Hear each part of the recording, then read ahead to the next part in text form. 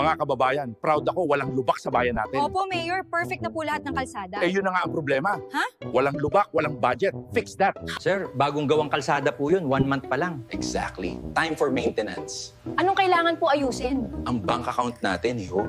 Buong pagmamalaki naming inanunsyo ang isang bagong proyekto, pagpapalawak ng kalsada sa parehong sukat. Pero Mayor, pareho pa rin ang sukat. Yun ang inobasyon, hindi nyo lang maintindihan. Boss, bakit natin ginuguhit to ulit? Sabi ni Mayor, may crack daw sa transparency.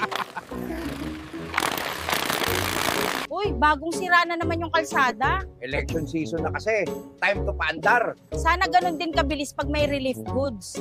Kaka-repair lang neto last week ha. Oo, sir. Testing lang kung gaano kabilis masira. Eh sino magbabayad? Kayo po, of course, sa buwis nyo.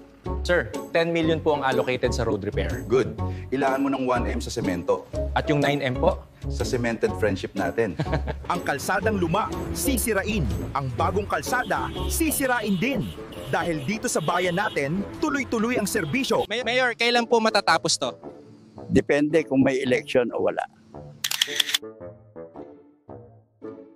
Sa Pilipinas, dalawa lang ang walang katapusan. Ang traffic at ang pangakong matatapos na yan agad. Please don't forget to like and subscribe. Thank you for watching! What the fun!